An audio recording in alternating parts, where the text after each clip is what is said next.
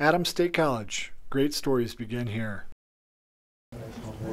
All right, well, we'll go ahead and get started. It's awfully quiet in here already. Thank you all for coming to the last in the series of lunchtime talks for the year. We do expect to be doing this again next year. For those of you who have already volunteered for next year, I have you in my mental notebook, if not in my actual notebook. And for those of you who haven't volunteered, please think of doing that. I'll be hitting you up probably in August. So, with that, I don't have any other talks to announce. It's my pleasure to introduce Dr. Hernandez Guzman, who's a visiting professor of physics and math here this year, and she will be here again next year as well. She's talking about Alzheimer's disease and magnetic resonance imaging. So, thank you.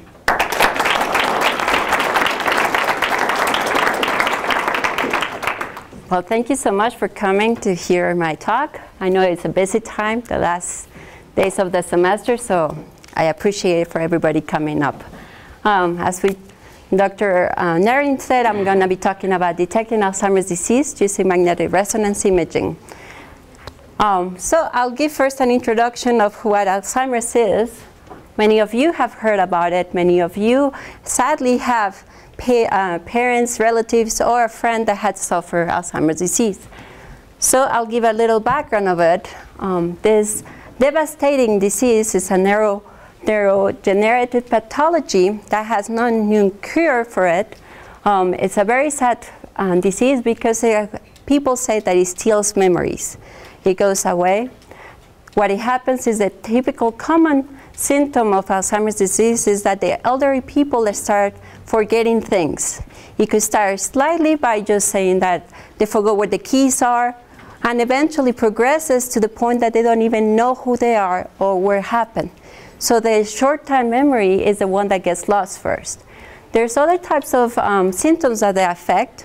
Not everybody suffers the typical ones. Is the main one is that they lose memory, but they also start forgetting how to communicate, how to depend on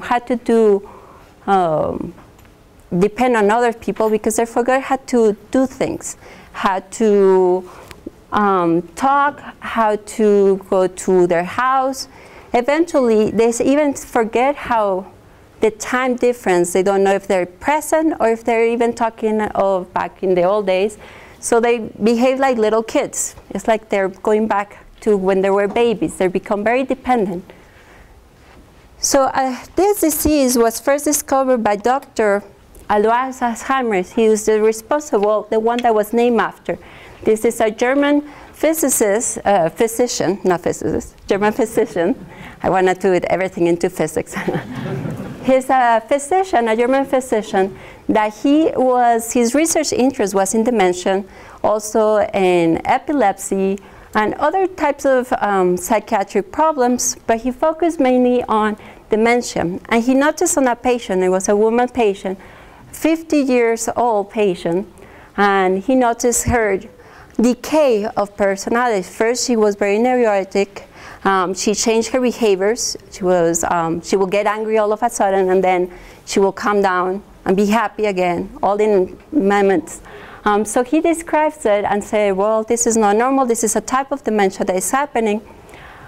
Then this person, this woman, she passed away when she was 51 or 52 years. So soon after he started studying her, what he noticed was that change of behavior. And he said, this is not normal. This is a type of dementia that we're dealing with. So the timeline that it started is in 1906. That's when this person dies, and he describes that this is a disease. We see that earlier in 1897, these are images that Dr. Alzheimer drew. Because as we remember that at the time, we didn't have that technology, so he had to draw what he saw. So if we see here's the cerebral cortex that we have, and he zoomed in and he said, well, looking at the microscope, this is what I observe. This is a little kind of hard to see it, but we're going to see that these black areas are dense matter, really dense matter that it gets accumulated, which is not typical for the brain to have it. So he was the one who said, this is not normal. This is what is probably causing the behavior of this woman that passed away.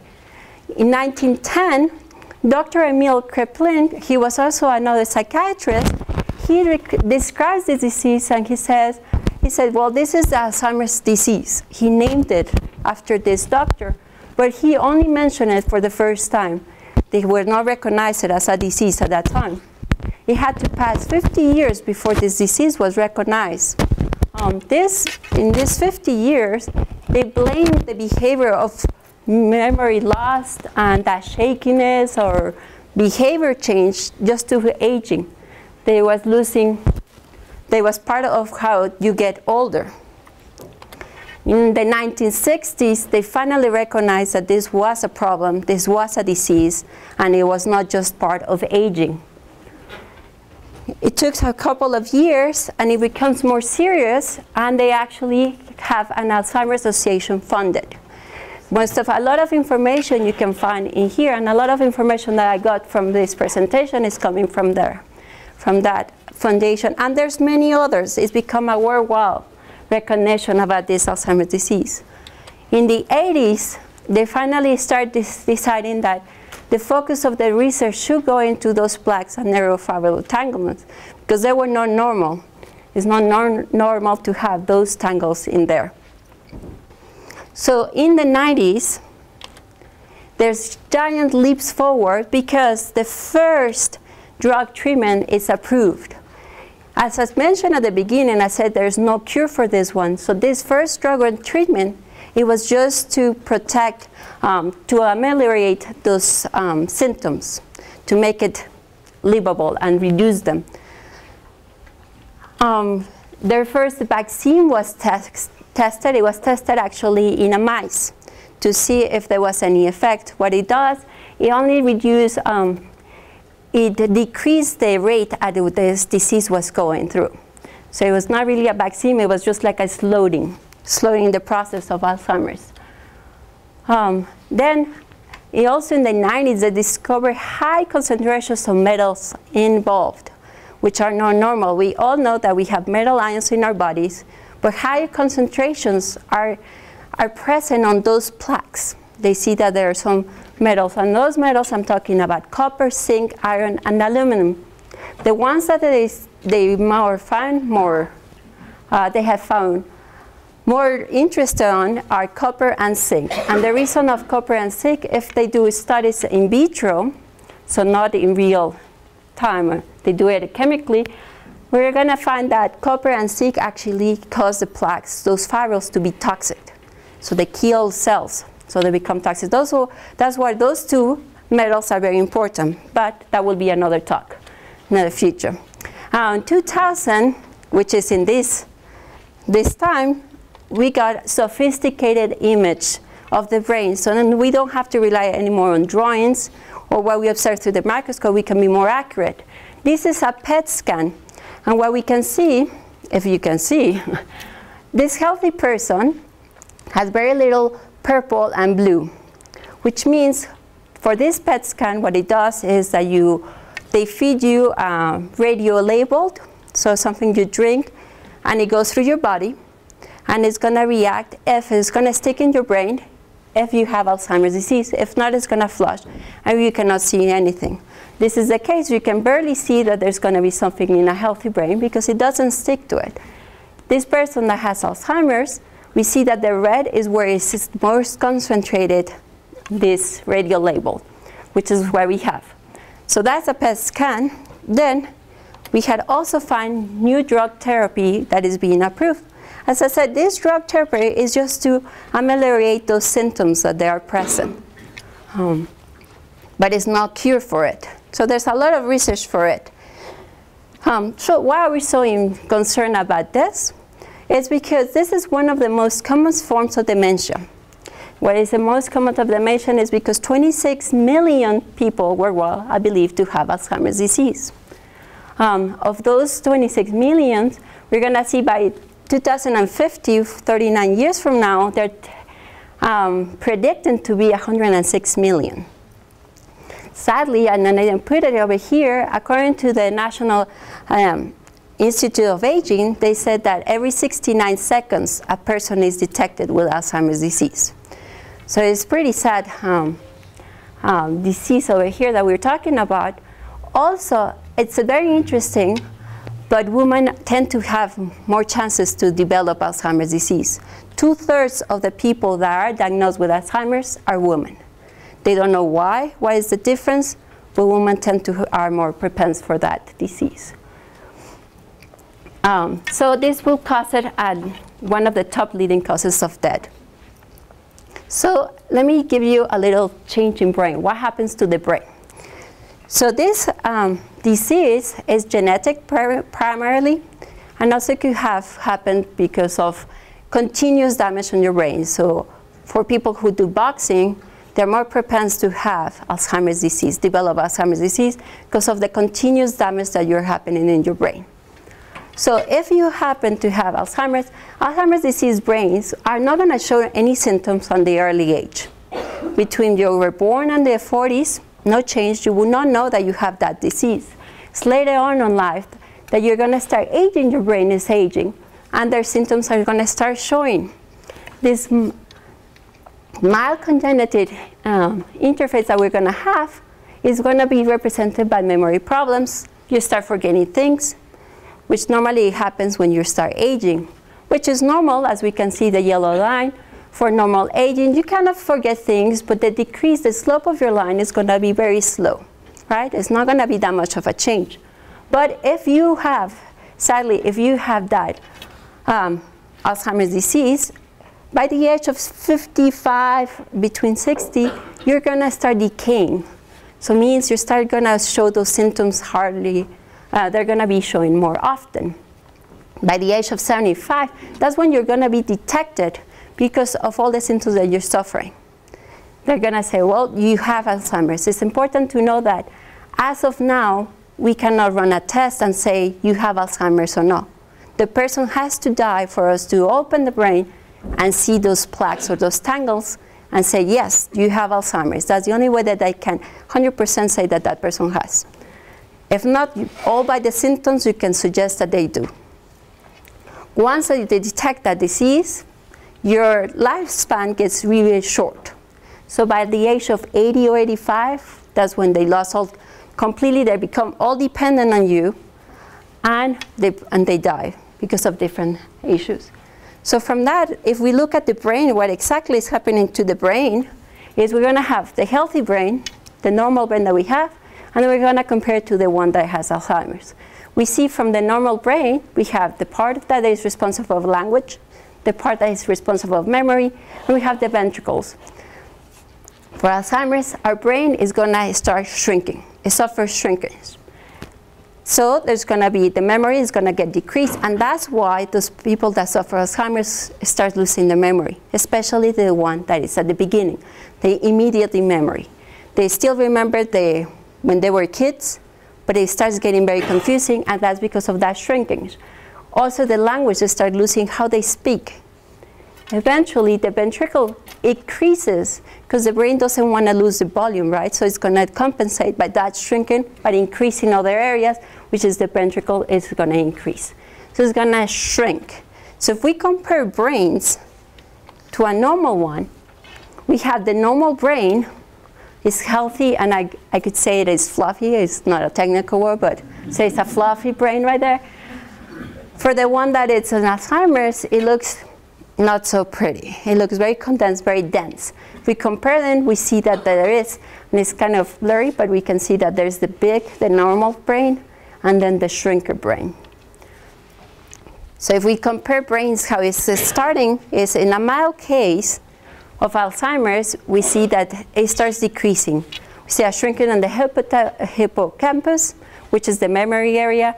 The entorhinal cortex starts decreasing, and enlargements of the ventricles, that it goes here. And as well, the shrinkage of the cerebral cortex starts getting even sadder when it's such a real Alzheimer's patient. So what is this responsible of? Well, we're going to see that in our brain, the main function that it happens is through the nerve cells. We have 100 billions of nerve cells that are responsible of our functions. How they work is the nerve cells send a small electric charge through them, and they have branches that they connect to each other. And there are trillions of branches, and that's how they produce memory and functions that we do our everyday life. So when Alzheimer's is present, what we're going to see, those aggregations is going to happen, is we're going to have that they take over and they destroy those branches over here. So it's like a fire in that forest of neurons. So they destroy and they kill that nerve cell. So we start losing our functions little by little. So those that are responsible of those nerve cells, we're going to see are those plaques and tangles that we see.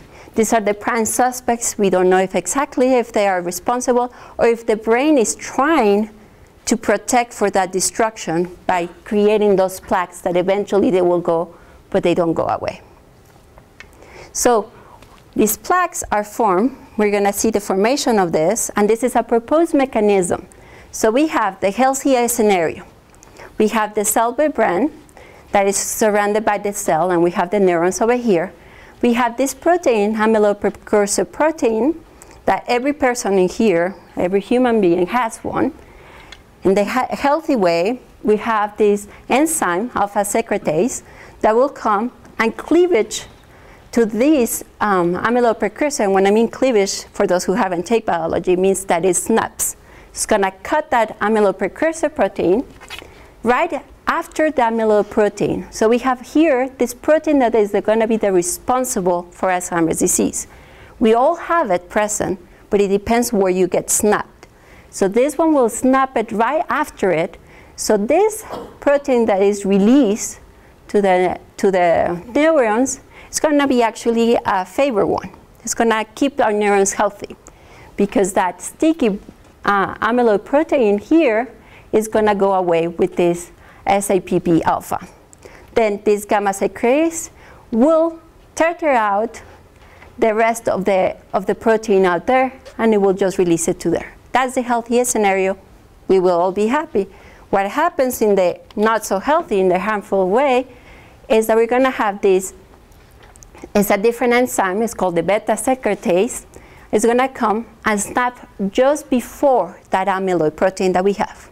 So it's going to release this protein, the SAP beta, but it's going to leave behind this little amyloid protein.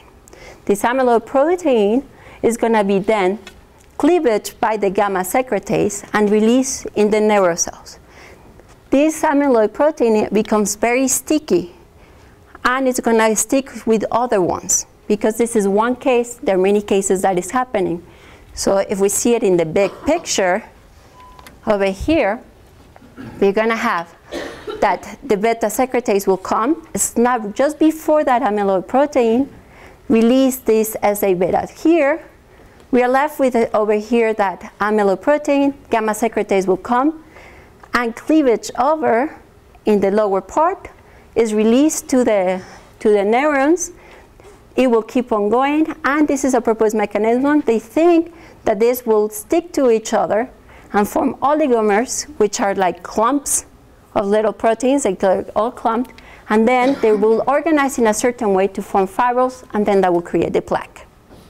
That's what is composed to be this protein. So, a way to understand this is that this protein is composed, it's like a chain of 43 amino acids that are proposed to be there. They're organized in very interesting arrangements, and they become very sticky if it goes this way, if it's a beta secretase. So many interesting research is going through it, involve that small protein, but the purpose of this talk is going to be of imaging, trying to detect Alzheimer's, to know how to deal with it. So how do we go through it is we're going to use MRI, which is magnetic resonance imaging, to see how the brain is compressing because of that protein. So we see here, I'm showing two patients. I have the normal age brain, and we see the very healthy brain over here.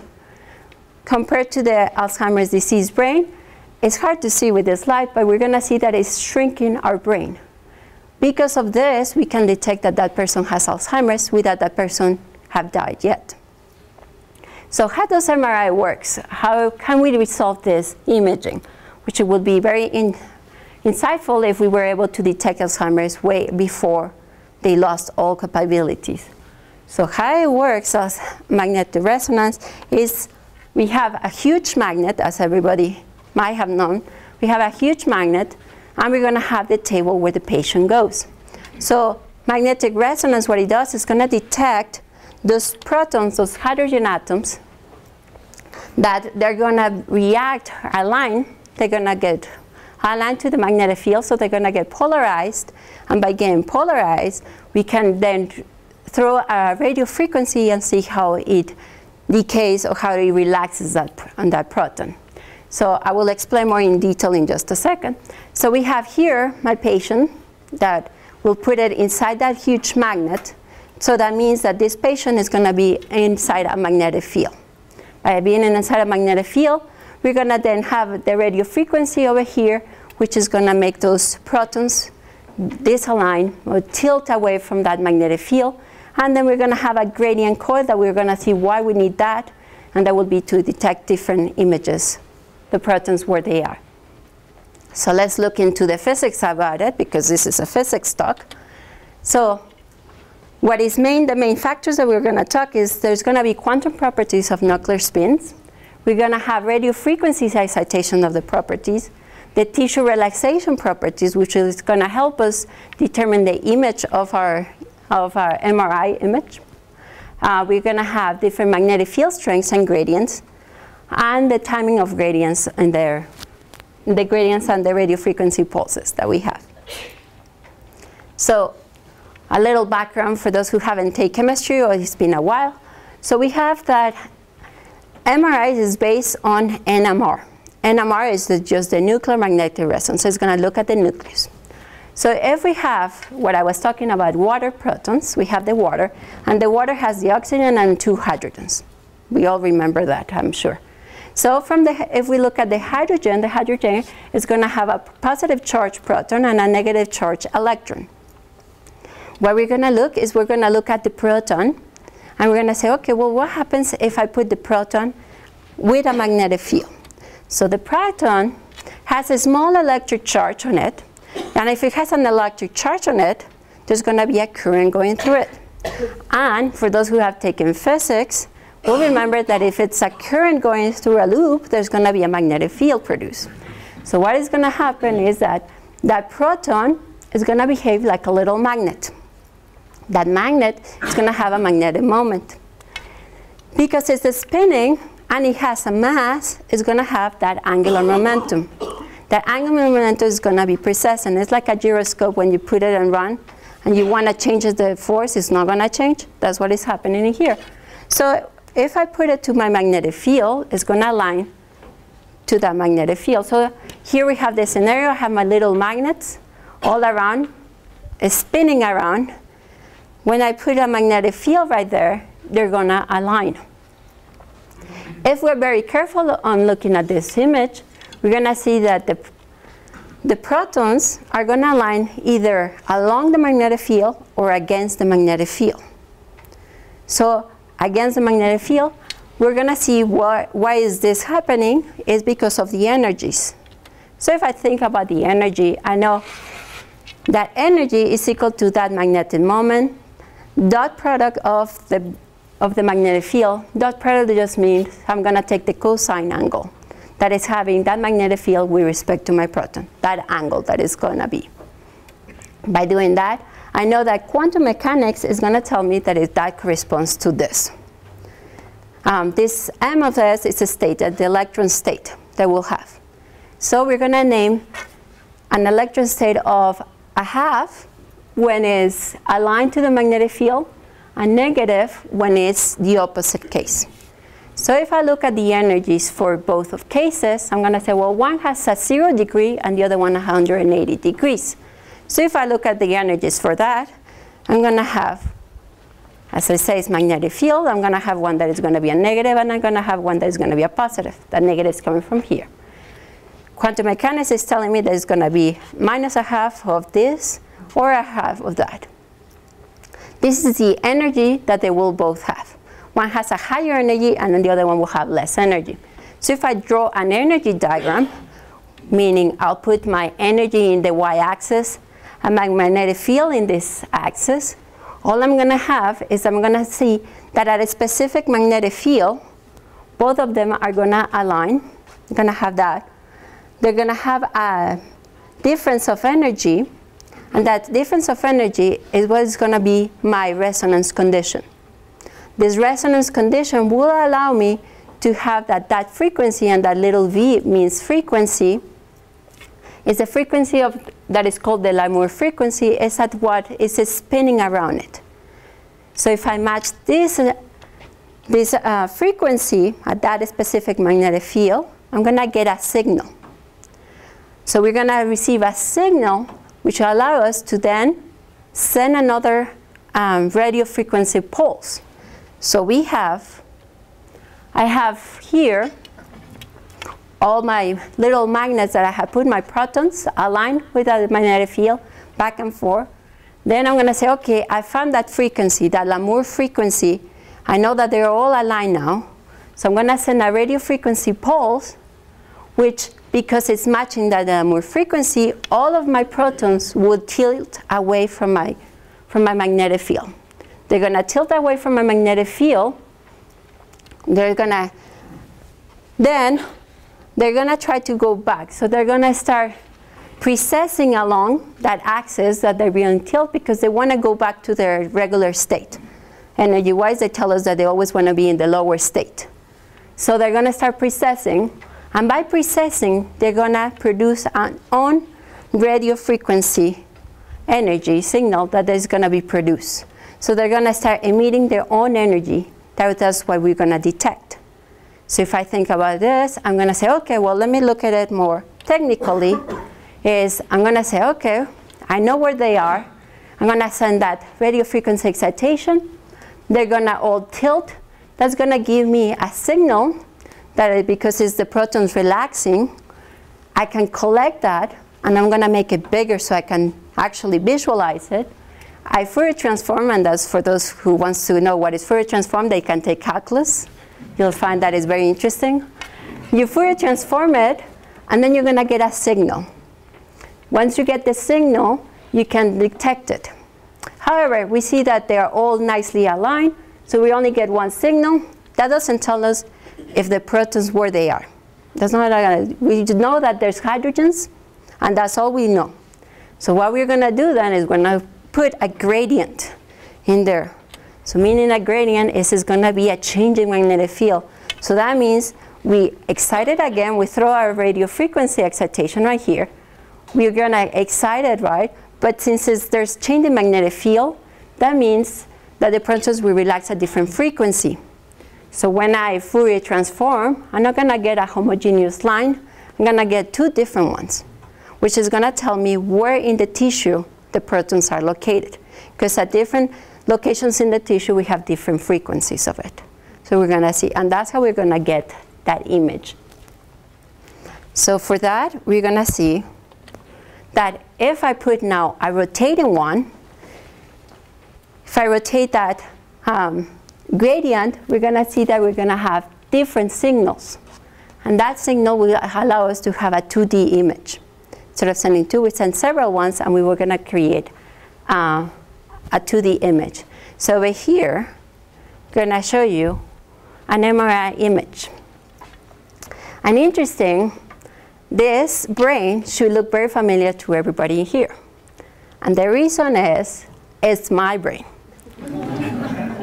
It's my brain. I volunteered for an MRI study, and that's how we got that image. So I hope there's no doctor, because otherwise they could probably detect what is wrong with my brain. But that's an image that we're going to get. So we see that the main purpose of this is that we're going to have, we can get a lateral one or a front one, and we can even get a 3D image. I don't have one of those, but. So what it works is, you have me right there. You're going to cut my brain right here, so we're going to cut it right there.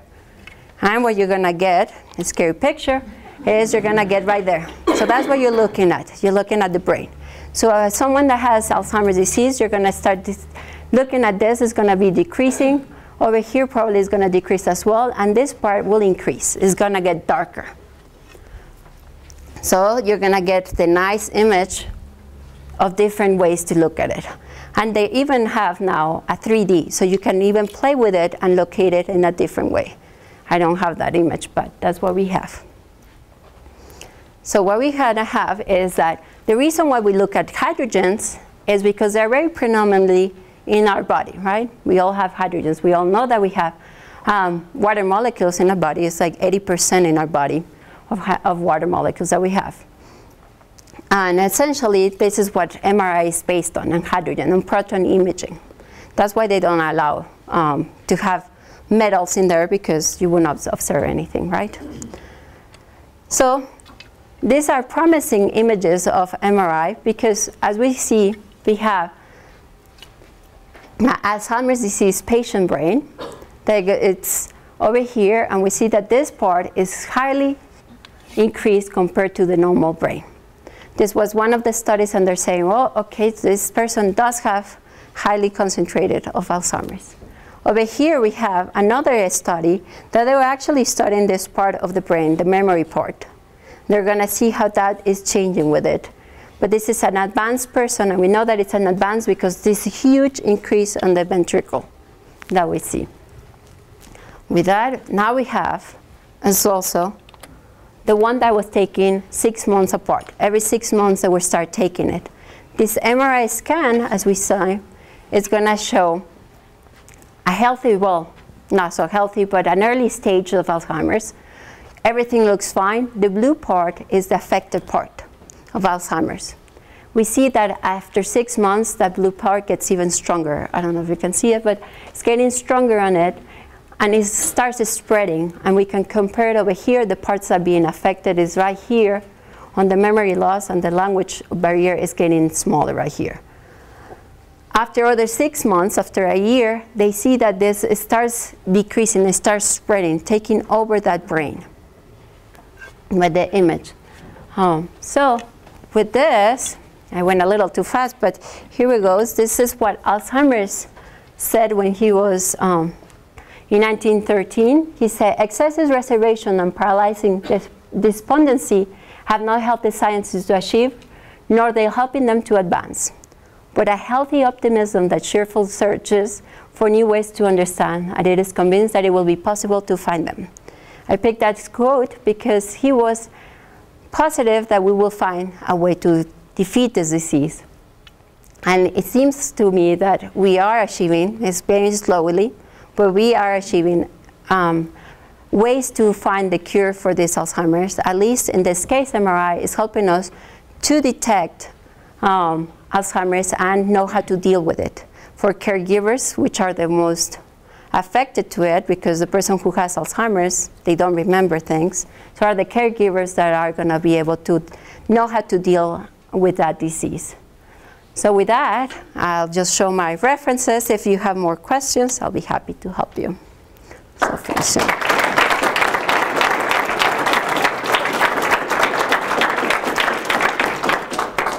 Yes. So when you showed the graph of age and how the disease progresses, it was flat for quite a while, and then it started to drop.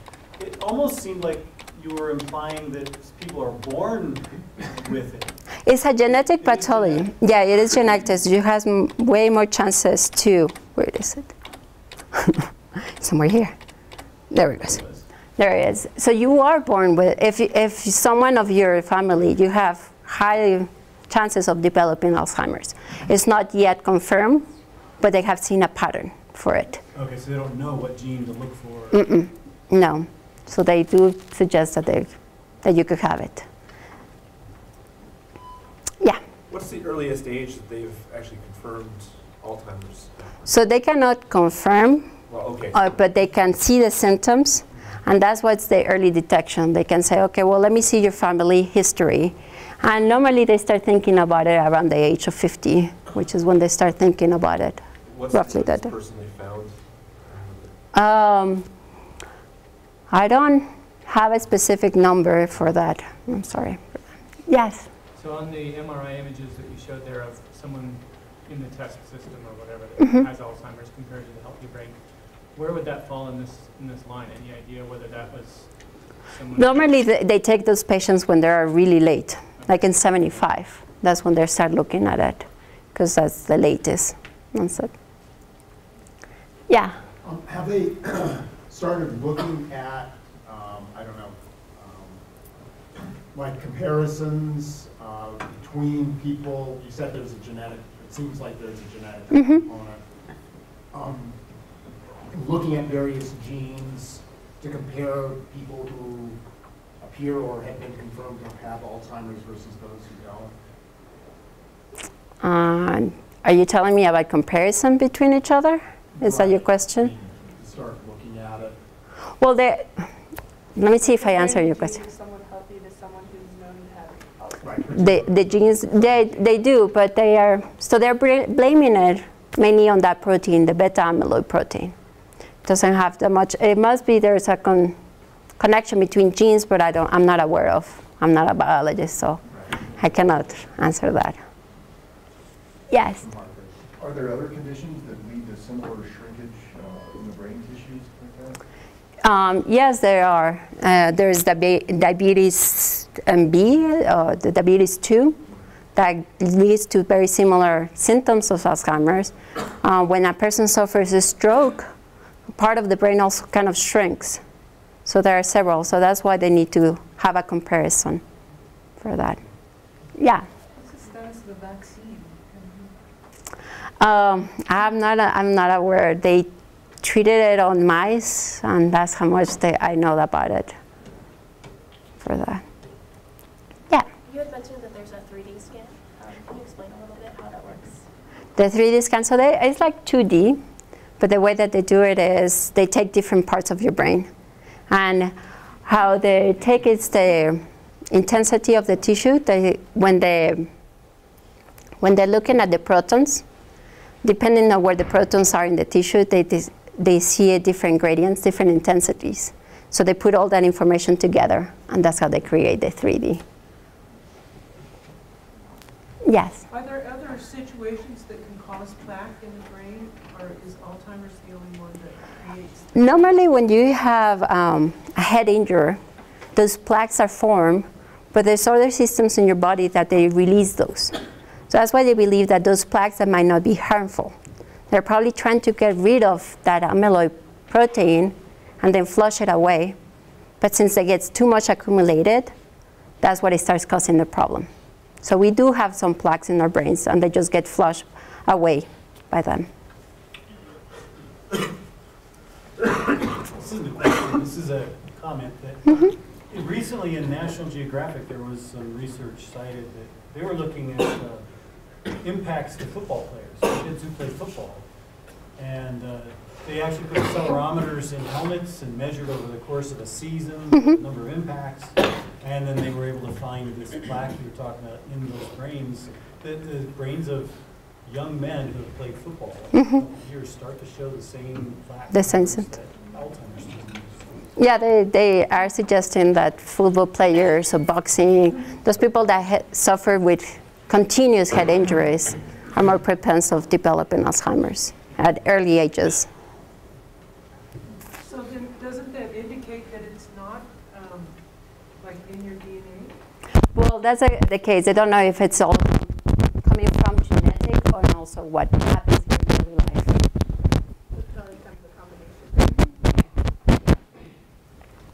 Yeah.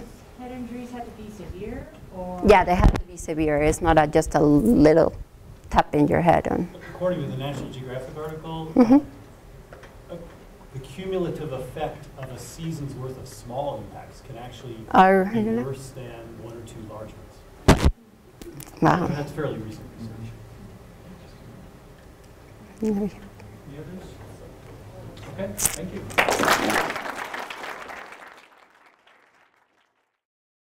Adams State College. Great stories begin here.